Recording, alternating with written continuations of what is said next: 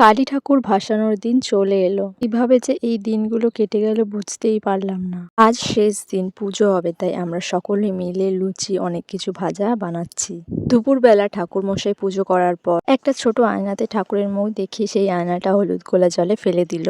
তারপর সেই আয়নার সমেত হলুদ গোলা জলটা নিয়ে আমরা চলে গেলাম পুষ্করণী পুকুরে। পুষ্করণী পুকুরে গিয়ে ওই গামলাটা পুকুরে 3 বার ঘুরিয়ে আয়না আর জলটা পুকুরে ভাসিয়ে দেওয়া হলো। ভাসিয়ে দেওয়ার পর আমরা চলে আসলাম প্যান্ডেলে। এসে দেখি পুজো দেওয়া হচ্ছে, তাই আমিও পুজো খেয়ে নিলাম। তারপর সন্ধেবেলা দেখি বাবা এগুলো এনেছে ফাটাবে বলে। এগুলো ছোটদের পিস্তলে দিয়ে ফাটানো যায়, সেগুলো আমার বোনদের দেখাচ্ছিল বাবা। তারপর বোন বন্দুকটা নিয়ে চলে যাচ্ছিল আর দেখছিল এটা ফাটাতে পারে কি। তখন মা ডেকে বলল, এদিকে আয়, চুলটা বেঁধে দিই। চুল বেঁধে দেওয়ার পর ও প্যান্ডেলে চলে গেল। তারপর আমরাও চলে গেলাম প্যান্ডেলে। গিয়ে দেখি ঠাকুরকে সবাই আলতা পরাচ্ছে। তারপর বরণ করা শুরু হলো।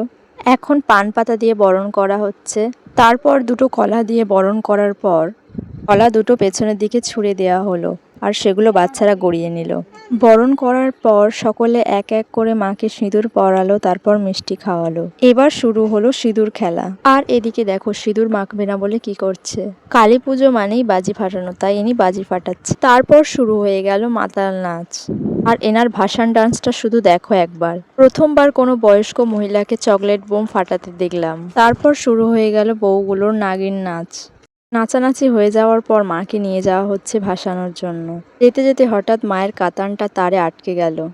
তারপরে আমরা চলে গেলাম পুষ্করণী পুকুরের কাছে, যেখানে মাকে ভাসানো হবে। এখানে এসেও বৌদিগুলোর আবার নাচ শুরু হয়ে গেল। তারপর মাকে পুকুরে নিয়ে গিয়ে 3 বার ঘুরিয়ে ভাসিয়ে দেওয়া হলো। ভাসিয়ে দেওয়ার পর আমরা সকলে প্যান্ডেলে চলে আসলাম। তারপর শুরু হলো বউগুলোর তুমুল নাচ।